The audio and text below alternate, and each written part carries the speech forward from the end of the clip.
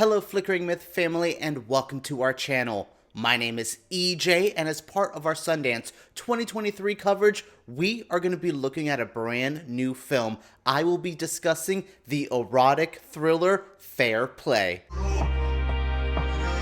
Director Chloe Domont is the exact type of filmmaker I love seeing come out of Sundance. We saw movies like this with Fresh, with Mimi Cave, and Emerald Fennell's Promising Young Woman. We're seeing a badass woman enter the industry with crazy force because Fair Play is one of the best films of the entire festival. This is a sexy, really gripping, like it kept me going throughout the entire time, but it's also genuinely pretty terrifying at times. There's a scene near the end, actually the entire last like 30 minutes of this movie left me distressed. I don't know, I was kind of taken back by this. I knew this movie was going to be good. I knew I was going to like it, but throughout the runtime, I kept getting flashbacks to like great erotic thrillers I loved in the 80s and 90s. I'm talking Fatal Attraction, Basic Instinct, and hell, even a little Showgirls. I love movies where women are in this odd position, but we usually see them come up through the craziness,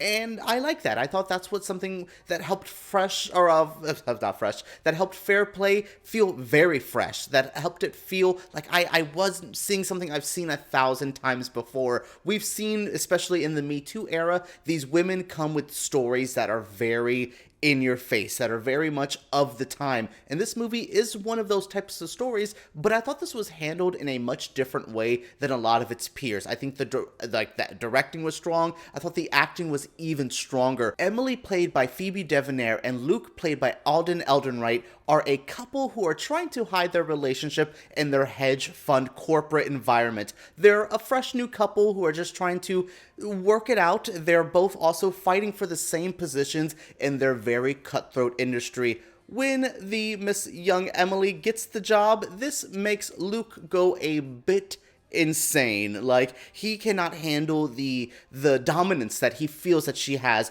She also is maybe not, she's handling the work well, but she's also trying to make her partner happy. She's trying to make these evil corporate bosses, trying to make them happy as well by being maybe way too available for them. Like, there was times where Luke would say shit to Emily that I'm like, he's saying it in a tone I don't agree with, but what he's saying maybe isn't the worst. This was a very interesting dynamic because we don't usually see stories where the women get pushed into their field, usually for their hard work, and then having to see the men be the second in the house, and that's not a role that a lot of men are able to handle. So Luke starts going to this one weird guru online to teach him how to be better at finance. It smells a little Andrew Tate over there, but you know, I'm not gonna say anything about that. And I like that. I thought that was interesting because much like Magazine Dreams, another film I saw from the festival, men's mental health is important. I know it's easy to brush them off as crazy dudes, and that's fine, some of them are, but there's people like this Luke character that could have just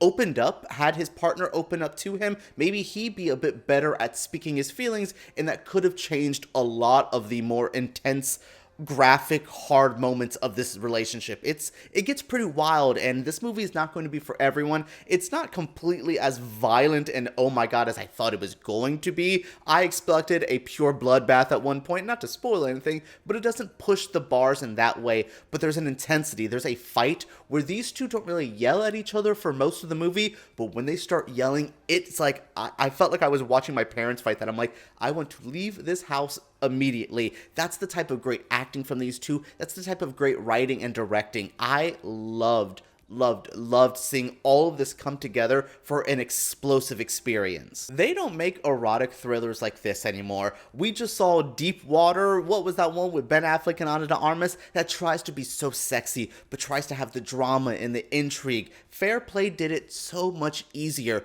It's just wild to see this movie kind of bring back a genre we don't normally see, to make it feel sexy but also terrifying. Sometimes I feel like we've gone in the opposite direction with erotic thrillers, that we don't want them to to be sexy anymore, because just in the time period, exploiting humans, not just women, everybody in general, it gets a bit tough. But this movie never forgot to be sexy, but it also taught me lessons. It also was a very good look at that corporate evil world. I am so far from corporate America. I don't even like a 9-to-5 job. So I liked seeing how hard this could be for a couple, for a man and a woman, especially a man and a woman in 2023. There's a lot happening in this script that really made it so compelling. I think this is honestly my screenplay of the festival. Magazine Dreams almost has it, but there's too many, Lord of the Rings false endings where I was like, oh, the movie's over? No, it's not. Where this one, it ended when it needed to do. It just paced, it just flowed. Oh my goodness. The dialogue, the way, the fight. I keep going back to that fight when Emily and Luke start getting into each other.